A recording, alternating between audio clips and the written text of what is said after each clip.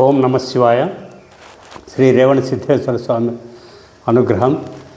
శివాంశ సంభూతులైన వీరలింగేశ్వర స్వాములకు మరియు మల్లేశ్వర స్వామి ప్రతినిధులైన పూజారులు, ఎల్లమ్మ దేవతా స్వరూపులైన దేవరప్ప దేవరమ్మలకు, గంగమ్మ తల్లి ప్రతినిధులైన పూజారులకు ఒక విషయం తెలియజేయడం ఏమనగా, మనము పూజారులుగా చాలా కాలం నుండి దేవుని సేవకు నియమనిష్టలతో సేవ చేస్తున్నాం. ఈ సేవకు ప్రతిఫలంగా మన గుడికట్టులో ఉన్న కాపులు ఇస్తున్న కానుకలు కుటుంబ పోషణకే చాలడం లేదు. కొంతమంది పూజారులు సైతము రైతు పనులకు, కూలీ పనులకు వెళ్ళి కాలం వెల్లదీస్తున్నారు. ప్రభుత్వం నుండి ఎటువంటి సహాయ సహకారములు అందడం లేదు.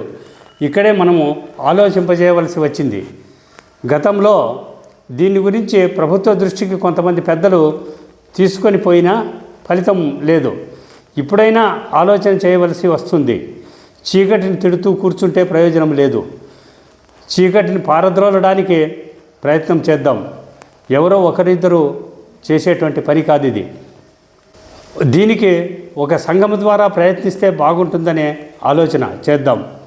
ఈనాడు దేశంలో కార్మిక సంఘాలు, ఉద్యోగ సంఘాలు, రైతు సంఘాలు ఇవన్నీ కూడా ఏర్పడి, అలాగే మసీదులో పనిచేసేటువంటి మౌజాలకు కూడా వేతనం ఇస్తున్నారు, గౌరవ వేతనం ఇస్తున్నారు.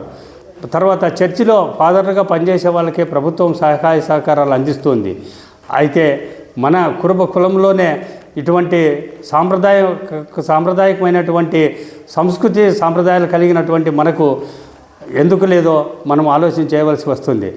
దీనికి కారణము సంఘం లేదు.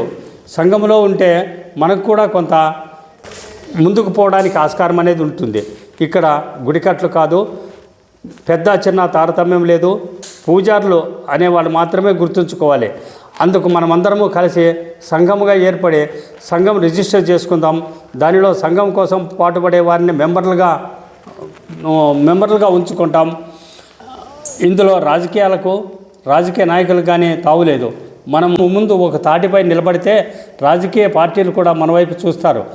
మన ముందు వెనుక మన పెద్దలు, మన కుల సంఘాల కాపులు ఉన్నారు. ఎవరో వచ్చి ఏదో చేస్తారని మాత్రం ఎదురు చూడకు. ముందుకు అడుగు వేయి, చేయి కలుపుదాం, సాధిద్దాం.